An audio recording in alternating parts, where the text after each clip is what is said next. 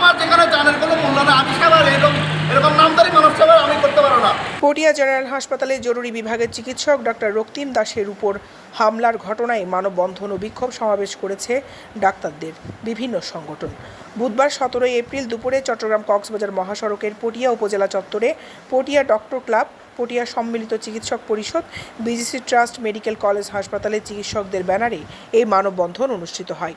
মানববন্ধন ও বিক্ষোভ সমাবেশে নেতৃবৃন্দ অবিলম্বে ডাক্তার রক্তিম দাসের উপর হামলাকারী সন্ত্রাসীদের গ্রেফতার করে আইনের আওতায় আনা ও চিকিৎসকদের নিরাপত্তা নিশ্চিতের দাবি জানান।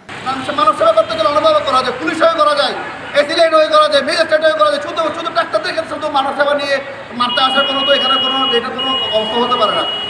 আমাদের জুনিয়রদের সবাই একটাই দাবি, জুনিয়রদের কাছে আমরা অনুরোধ করবো, যতক্ষণ পর্যন্ত আসামিরা গ্রেপ্তার না হবে ততদিন পর্যন্ত আমরা কর্মবিরতি থাকবো এবং সব রকমের সার্ভিস আমরা বন্ধ রাখবো। আমরা জুনিয়ররা কোনো অবস্থায় আমরা ইমার্জেন্সি থেকে শুরু করে কোনো অবস্থা আমরা কোনো দিকে যাবো না।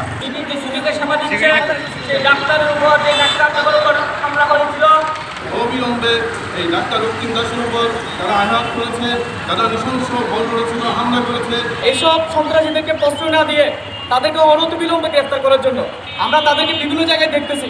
এছাড়াও এই ঘটনায় কোনো আপোষ মীমাংসার টালবাহানা না করে এবং সন্ত্রাসীদের রাজনৈতিক প্রশ্রয় না দিয়ে তাদের আইনের আওতায় আনার জোর দাবি জানানো হয়। এতে বক্তব্য রাখেন চট্টগ্রাম মেডিকেল কলেজ হাসপাতালের সহকারী অধ্যাপক ডাক্তার মিজানুর রশিদ আলমদার, ডক্টর ক্লাবের সমন্বয়ক ডাক্তার হুমায়ুন রশিদ চৌধুরীর নেতৃত্বে পটিয়ার চিকিৎসকবৃন্দ, পটিয়ায় সম্মিলিত চিকিৎসক পরিষদের আহ্বায়ক সহকারী অধ্যাপক ডক্টর AKM মহিউদ্দিন মানিক, পটিয়া উপজেলা স্বাস্থ্য কমপ্লেক্সের কনসালটেন্ট ডাক্তার হাজি ফারহানা নূর ও মেডিকেল অফিসার ডাক্তার সাজ্জাদ ওসমান, পটিয়া সেন্ট্রাল হাসপাতাল মেডিকেল অফিসারবৃন্দ, পটিয়া শেভরন হাসপাতালের মেডিকেল অফিসারবৃন্দ।